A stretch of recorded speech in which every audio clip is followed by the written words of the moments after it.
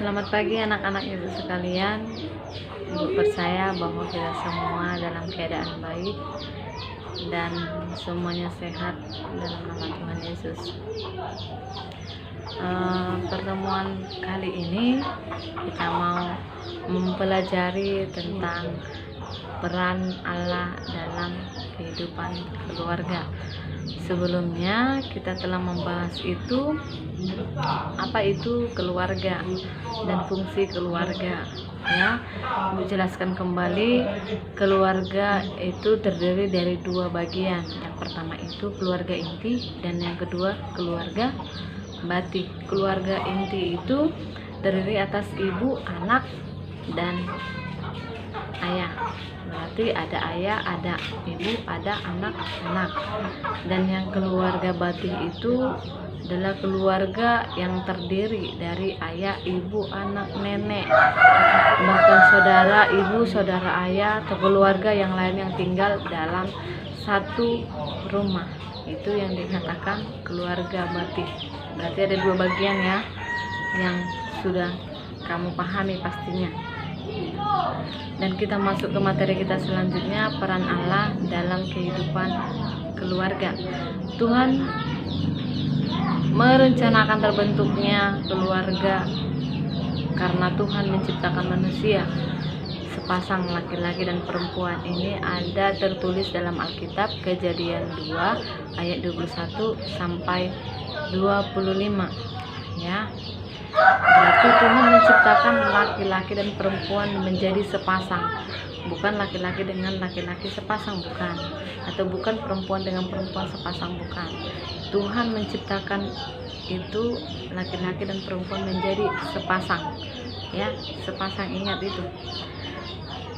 Manusia diciptakan berbeda tapi satu kesatuan. Artinya manusia diciptakan Tuhan menjadi satu kesatuan. Artinya itu adalah manusia diciptakan dalam dua jenis kelamin, yaitu dua jenis kelamin yang ibu katakan tadi, laki-laki dan perempuan, ya, bukan perempuan dengan perempuan. Sekali lagi ibu tekankan, laki-laki dan perempuan Tuhan ciptakan menjadi sepasang. Dalam perbedaan itu menjadi satu kesatuan yang luar biasa. Maksudnya di situ satu kesatuan yang luar biasa itu adalah menjadi saling mengasihi, saling melengkapi, saling membutuhkan, ya. Maksudnya di situ ketika menjadi satu keluarga, laki-laki dan perempuan menjadi sepasang, itu harus menjadi satu keluarga yang benar-benar. Maksudnya di situ adalah menjadi satu keluarga yang saling membutuhkan, saling melengkapi, dan saling mengasihi, ya. Kenapa? Karena dalam keluarga itu harus ada fungsi kasih sayang. Karena kalau tidak ada fungsi kasih sayang, keluarga ini nggak bakalan tercipta. Keluarga ini nggak bakalan nyaman dan tenang, seperti yang kita bahas pada fungsi keluarga, ya. Tuhan memberikan daya tarik yang luar biasa antara laki-laki dan perempuan, ya. Tuhan memberikan daya tarik bagi perempuan dan memberikan kepada laki-laki. Daya tarik ini maksudnya sesuatu hal yang membuat kamu tertarik dengan seseorang. Contohnya dalam laki-laki itu ada sesuatu yang membuat kamu tertarik sehingga kamu menyayangi dan mengasihi dia, sehingga kamu mau menjadi istrinya, atau dia mau menjadi kamu menjadi istrinya, kira-kira seperti itu, ya. Jadi yang perlu kita pahami di sini dalam keluarga, yang terpenting itu adalah dalam Kejadian 2 ayat 24, ya. Apa yang dikatakan di situ? Dalam Kejadian 2 ayat 24 itu, seorang laki-laki akan meninggalkan ibunya dan bersatu dengan istrinya, dan kemudian menjadi satu daging. Maksudnya di situ ini tiga landasan yang perlu harus kita pahami. Ya, 3 landasan yang perlu kita pahami. Yang pertama itu laki-laki akan meninggalkan ibunya. Laki-laki yang ingin menjadi kepala keluarga, yang menikah dengan seorang perempuan, akan meninggalkan ibunya ketika dia sudah menerima pemberkatan pernikahan, ya, yang diadakan di gereja, disaksikan oleh banyak orang dan diberkati oleh Tuhan. Dia itu harus pergi meninggalkan ibunya dan membuat suatu keluarga, menciptakan satu keluarga, dan dia itu harus bertanggung jawab dalam keluarga yang telah dia bangun sendiri, ya, dan bersatu dengan istrinya. Di sini jelas ketika ada keluarga pasti ada ayah dan ibu, ya. Jadi dia itu harus lebih bertanggung jawab lagi terhadap keluarga dengan istrinya untuk mencukupkan setiap keperluan kebutuhan jasmani dan kerohaniannya, semuanya harus dia cukupkan, ya. Dan yang ketiga itu menjadi satu daging. Maksudnya itu bukan dua menjadi satu atau mereka itu jadi satu terus gitu, bukan. Tapi yang maksud di sini itu menjadi satu daging itu adalah satu perasaan, satu penderitaan, menjadi satu kebahagiaan. Semua yang mereka alami itu menjadi satu kesatuan. Makanya dalam ikrar pernikahan itu ada dikatakan menerima ketika dia sakit, menerima dia ketika dia menderita, merawat, menjaga, kira-kira seperti itu, menjadi satu penderitaan. Maksudnya di situ ketika laki-laki memiliki masalah, tantangan, ya, perempuan juga ikut serta dalam hal itu. Jadi satu penderitaan, bukan penderitaan laki-laki ya penderitaan dia aja, penderitaan saya, bukan seperti itu bukan keluarga namanya. Tapi menjadi keluarga yang menjadi satu kesatuan, satu daging itu adalah satu perasaan, ya, satu perasaan, sama-sama merasakan senang, sama-sama merasakan sakit, sama-sama merasakan penderitaan. Itu adalah satu daging, ya. Tuhan mengasihi keluarga, Tuhan Yesus mengasihi keluarga, sangat-sangat mengasihi keluarga. Kenapa saya katakan seperti itu? Kita lihat dalam pernikahan di Kana. Pernikahan di Kana itu ada di Yohanes 2 ayat 1 sampai 11 itu. Pernikahan di Kana. Apa sih yang Tuhan saksikan di situ dan apa yang menjadi pedoman Tuhan mengasihi keluarga? Kita harus pahami di sini.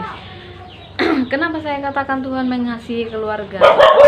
Kita tahu sendiri bahwa mujizat yang pertama sekali Tuhan Yesus itu lakukan, atau kita baca sendiri di Alkitab, itu realnya itu yang pertama kali mengubah air menjadi anggur. Ini bukan masalah anggur yang biasa-biasa saja, bahkan inilah anggur yang istimewa sekali.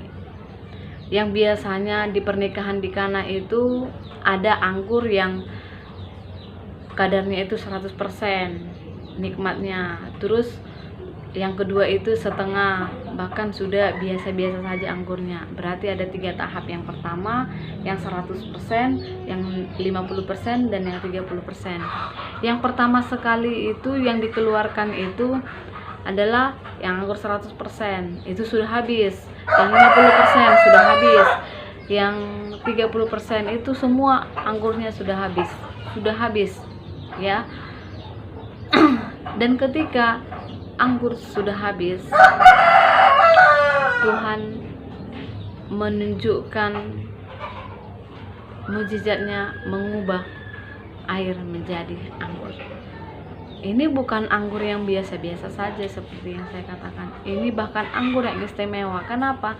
Karena ketika orang meminum anggur itu, mereka berkata, ini nikmat sekali, ini enak sekali. Berarti Tuhan menciptakan keluarga itu supaya keluarga itu baik gitu. Tuhan tidak pernah mempermalukan pernikahan orang-orang di Kana itu, pernikahan di Kana, enggak. Tuhan tidak membiarkan mereka menderita, Tuhan tidak membiarkan mereka kekurangan, Tuhan tidak membiarkan mereka itu malu. Sama halnya seperti keluarga Kristen yang sekarang. Ya, untuk keluarga Kristen yang sekarang, peranan Allah dalam keluarga Kristen itu adalah menciptakan sesuatu hal yang baik, menciptakan sesuatu hal yang benar dalam keluarga itu. Ya, Tuhan tidak pernah mempermalukan pernikahan di Kana sekalipun anggurnya telah habis. Tapi Tuhan mengubah kekurangan itu, Tuhan mengubah supaya semuanya itu terlengkapi, tercukupi, sehingga Tuhan memberkati keluarga di Kana. Sama seperti keluarga Kristen kita yang sekarang.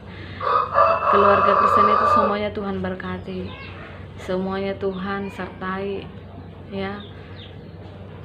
Tuhan tidak pernah merencanakan keluarga itu hancur, tidak pernah. Tuhan tidak pernah merencanakan bahwa keluarga Kristen itu keluarga yang sia-sia, tidak. Tapi Tuhan merencanakan keluarga Kristen itu menjadi keluarga yang benar-benar takut akan Tuhan dan berlandaskan firman Tuhan. Makanya ada juga di Alkitab itu ada orang yang mendirikan rumahnya di atas pasir dan ada orang yang mendirikan rumahnya di atas batu. Manakah yang harus kamu pilih? Yang seharusnya kita pilih itu yang kuat dan yang kokoh itu adalah di atas batu, bukan di atas pasir. Kalau kamu membangunnya di atas pasir, apabila angin datang, apabila badai datang, apabila banjir datang, pasir itu akan mengikuti arus air. Maka ketika pasirnya itu sudah habis, maka runtuhlah rumah itu. Maka marilah kita membangun keluarga Kristen itu di atas batu. Dan ketika angin datang, ketika badai datang, ketika masalah datang, ketika tantangan itu datang, itu akan tetap berdiri kokoh dan berdiri tegak karena berlandaskan firman Allah dan kebenarannya. Kita percaya bahwa pelajaran hari ini akan memberkati kita semua, akan menyertai kita semua. Kita sama-sama terus membaca Alkitab supaya iman kepercayaan kita terus diperbarui oleh firman Tuhan. Terpujilah nama Tuhan. Salam.